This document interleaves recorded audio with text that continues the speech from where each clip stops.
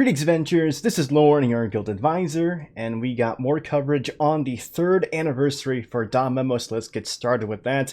Ignore the first haircut I got since the pandemic started. You really gonna be her? It is! For you! Yes! Now, obviously that reaction was fake. My real reaction was early in the morning before work, watching the stream, and then seeing this beautiful logo appear. It was actually leaked like the day before from a European banner art, but we got the official reveal of the logo. It is indeed RYU. It is indeed part of the Astraea Familia emblem with that little tease on the initial form of the 3rd anniversary logo, and we get to see another tease with one of RYU's art along with her goddess Astraea. And I'll talk a lot more about all that, but let's just get the DanMemo news out of the way first. There isn't too much actually happening before the event actually happens next week on Friday, I believe, or is it Thursday night? Before all that, we just got some light stuff to go over. We'll just blaze through it. There's not much to cover. Like, reread the past event stories, reminiscence event. We still have Under Resort Crossing coming, and that's actually tonight at 6/9, June 9th. This is Japanese Standard Time, so again, subtract today as always, and then on the 12th is the Season 2 OVA story, and then on the 14th is the Argonaut story. And then, of course, the 3rd anniversary countdown gachas are on those same days as well. And then 7th Zone is happening tomorrow night on the 10th. There's going to be Record Buster Riveria with the water element on that same day, tomorrow night, Wednesday on the 10th. And then there's going to be another Revisit Season 2 of the anime gacha. This will have Ishtar, Daphne, Cassandra, and that will take place on the 11th, so in 2 days, and there'll also be a free draw as well. And then, of course, that Master Familia war game. The war game with the top 16 Familias in the tournament format will start on the 13th. And that's pretty much it. Not too much actually happening in the game before a 3rd anniversary. So again, just a short review. 6th, 10th, 7th Zone, Record Buster, and then on the 11th, it's really hard for me to change the dates in my head to be Western time. The Season 2 Revisit Anime Gacha, and then on the 13th, the Top 16 Familia Tournament. And yeah, that's pretty much it. Let's actually dive into the 3rd anniversary stuff featuring RYU! So, the beautiful 3rd anniversary logo with RYU. My favorite logo to date, and not just because she's my favorite character. And I like how they gave her long hair here. It's kind of interesting how they gave her long hair, because normally, even in the past, she was imaged with the shorter hair. But now it seems like she had her hair long, and then after the tragedy befell her familia, she cut it short, and then that's when she went on a rampage, destroying the rest of the evils. And that's something that's going to be touched upon probably a little bit in this story. But here are the first teaser images for units in the game. Their actual unit art will probably be a lot more dynamic than these basic sprites you see in like the visual novel portion of the game. We have RYU here with her. I love this outfit a lot. She still has the mask on, and I think the cloak might be a bit too much because she's supposed to be an adventurer, and I feel like that cloak gets in the way with her style being very fast. But they had to differentiate it a bit from her normal green cloak look. And I love the shorts. I never understood the bloomer design. It was always very questionable to me because you picture RYU as this like reserved, quiet, cool person, and normally a person like that wouldn't be wearing bloomers. And I always say this, but she's only shown wearing bloomers in the actual like main series light novel art illustrated by Suzuhito Yasuda. And then in every other instance, pretty much like Sword of Ritoria light novels, the Familia Chronicle light novels, the Familia Chronicle manga, she's always wearing shorts, which I think fits her character a lot more. And to any of you who have questions on who the person on the right is, as I've always said before when I talk about RYU and her Familia being Astraea Familia, this is her goddess Astraea, and I knew it the moment I saw her because we've already seen a little bit of this design. If you actually see the back I'll pull a full screen on my webcam here. If you see in the episode RYU manga, volume 2, Astraea is actually, I think this is the only time you actually see a picture of Astraea, and it's only the back of her. But like, I remember what the back of that looked like, and that matches up with the image you see here of her on the teaser image. So very, very excited. We finally see what Astraea looks like. You don't know how excited that makes me, and I can't wait to see what the other units could possibly be. So obviously, now we know that the event is going to be about RYU's past with Astraea Familia, and this is something that's lightly touched upon in volume 14 in the main series, but we only get like snippets, little glimpses of what that was like, and now we're gonna get a full-fledged event about it, and I could not be more excited. This is something I've always wanted to see ever since RYU hinted at her backstory back in volume 5, season 1 in the anime, where she's at that grave with Belle, and she tells this like a slight story of the tragedy that befell her familia, and then how she went on the rampage against the evils that trapped them. And we've always wanted to see this story like fully, and we get glimpses of that in volume 14, but we never really get to see RYU's actual days as an adventurer in Astraea Familia, and how their everyday life was like against the battles against the evils. And when Familia Chronicle episode RYU, the light novel, when that was initially announced, I always thought like, oh, we're going to get a story about RYU's past, about her time in Astraea Familia, and that wasn't really that. What Familia Chronicle was like one story of present day RYU still having that like adventurer called to her, trying to do justice. Big theme, justice, trying to do justice and help out that girl that got pretty much kidnapped at the casino, and trying to help her out. And then the second story was RYU right after destroying the evils and then pretty much giving up on life, and then see her finding her and how she ended up at the Hostess of Fertility, or Benevolent Mistress, however you want to translate, the pub that Mamma Mia owns. And you also get to see Lunar and Chloe end up at that pub as well. So that didn't actually dive into Astraea Familia's like everyday life like I wanted, and we're finally getting that story here, and I cannot be more excited. And we're gonna get, and it's not just gonna be like, it's not a story solely about RYU. We're gonna see her whole Familia, Astraea Familia, hopefully. I assume like the other units are going to be other Astraea Familia characters.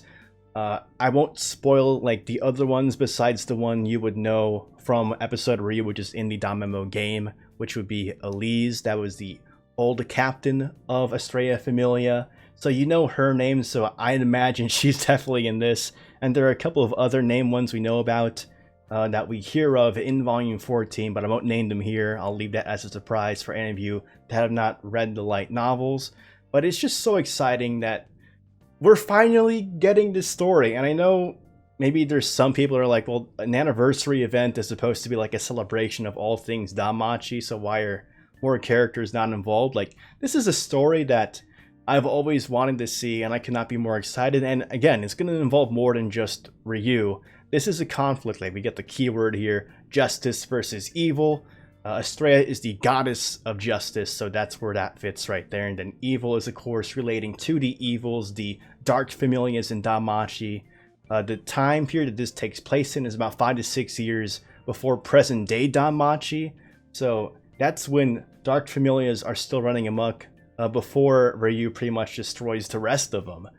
And with that story, there's always like conflict within the RYU during this time. So what I imagine to see is we see some type of conflict being resolved here by Astraea Familia, and we know that Astraea Familia worked almost like a police force alongside Ganesha Familia, who was led by Shakti, so I wouldn't be surprised to see her. And we know that Loki Familia is, of course, at large at that time as well, so it wouldn't be surprising to see Finn, Gareth, Riveria, even Anakitty and Raul were around at that time. Lafia probably won't be seen, but she's probably at like an adventurer school for mages, so maybe she'll get a slight cameo. I imagine Belle will get a cameo in some way.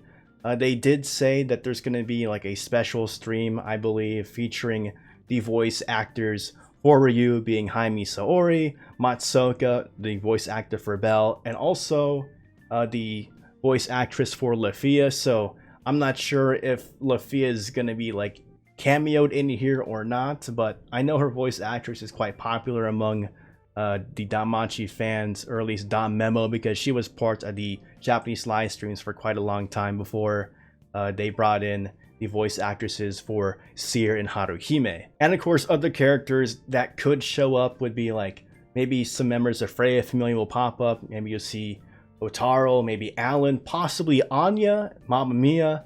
Like, there are characters in DanMachi that can appear besides just Ryu and the rest of Astraea Familia, but I could not be more excited to see Astraea Familia at large, seeing them just doing what they do, working for justice, adventuring, and Ryu like palling around with a Familia, her Familia of the past, Familia of old. Like, I'm so excited.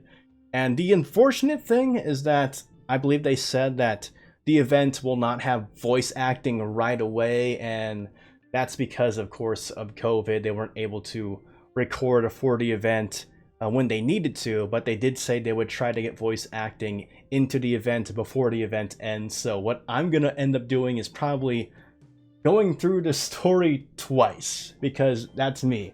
Like, I already intended to read this story without voice through episode review, because that's what I thought it would be about, but I'm okay with reading it through and then reading it again with the voice acting by Hayami Saori, because she is my favorite voice actress, and I'm just so curious on who they get to voice the other characters of Astraea Familia, like Astraea, Elise, and the other members. I'm so excited, and we got some cool tweets right here. This one is by Amori Sensei, the author of the light novels. He has written the past 2 anniversary events, the first one Grand Day, the second one Argonaut, and of course he's writing this one as well. And this is just Google Translate, of course, as you can see right here. But roughly, I think I have a good idea what he's trying to say. Like, the 3rd anniversary is war, probably over 12 volumes of Oratoria. What I think this actually is saying, Google Translate doing a bad job, what I think this is saying is that it's probably longer than volume 12 of Sword Oratoria. And that actually releases next month in English. But just to give you an idea of how long Volume 12 of Sword Oratoria is, it's almost as long as DanMachi Volume 14. And DanMachi Volume 14 is a thick book. It's about 400 pages long. So if this story is that long, this is going to be a long event. This is going to be more than just like the mere adventurings of Astraea Familia. Like, I'm very curious on what it's going to be about.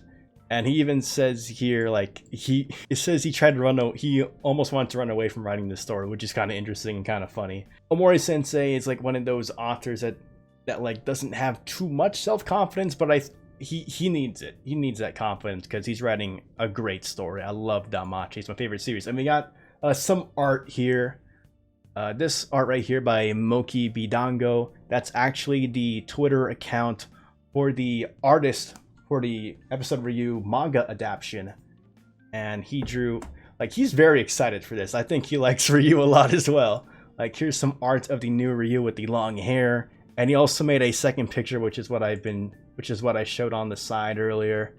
And then this one's by Grandia 2005. Like, we got people already making art for the new Ryu just the day of a reveal. This is amazing. I'm so excited for this. And then regarding like the evils, the dark familias, I'm guessing that's what this teaser image was supposed to be. Hopefully this is like some generic guy, and if it's not some generic guy, he looks a lot cooler under the helmet, but I imagine he's involved in the dark familias and will probably be a focus during this event. But again, I could not be more excited. So there should be a live stream sometime next week for this actual event. We'll probably get an actual PV. And again, I'm not sure if that's going to be voice acted or not, because there was a nice voice acted PV for Argonaut when it came out. But again, with the COVID delaying like voice acting, I'm not sure if they can get that out with voice acting or not. For a PV, they probably can, because a PV doesn't involve too much voice acting, but if this event is as long as Sword Oratoria Volume 12, then yeah, they're going to need some time to get all that voice acting into the game, so I totally understand that. So we'll probably see a voice PV during whatever the stream is next week, and then next week, at the end of the week, because I think it's Friday, I believe, either Friday or Thursday night will be the start of the event, because that's the Japanese 3rd anniversary. It happened on the 19th in Japan 3 years ago. Pretty crazy to think. But yeah, guys, I could not be more excited for this event. This is, oh my lord, this is so much of what I've wanted to see for so long, and we're finally getting it. I feel like Amori Sensei made this event for me. Oh, I'm so happy. But are you guys excited for this? I know some people are like, man, we're not going to see too much of Eyes or Belle. You might see Eyes, because she was still in Arario at this time, so she might make a cameo. Small Eyes cameo. So that should be exciting. But what are you guys excited to see during this event? Of course, I'm excited to see Astraea Familia, RYU, and their time in Arario together before everything goes dark. I don't think we're going to see like the tragedy in this event, because that's something that will be touched on later on, and it wouldn't make sense to do it now. It makes more sense to do some kind of grand story that happens before that. I don't want the event to end on a very bittersweet note, ending with the tragedy. I think this is going to be Astraea Familia's days in Arario being the Familia of Justice, working alongside other Familias like Shakti to fight against the evils. This is probably going to be like before that big tragedy, but it'll probably still be a very exciting event to see. Like, are you guys excited to see the other characters from the past that might be involved here? Like Loki Familia, you'll probably see them. Finn, Gareth, and Riveria, because they were also helping against the evils. We'll probably see Shakti. You might see Otaro. I want to see an Al and Anya who are getting along at this time as well. And this is supposed to be the biggest anniversary event, so I could not be more excited. But hopefully you guys are looking forward to it too, and there'll be more news next week. So anyway, guys, if you want to see more DanMachi content, go ahead and give this video a like, sub to the channel, follow me on Twitter, and join my Discord. And as always, continue enjoying your time adventuring Arario and the dungeon. This is Lauren, your guild advisor, signing off. 差し込んだまっすぐな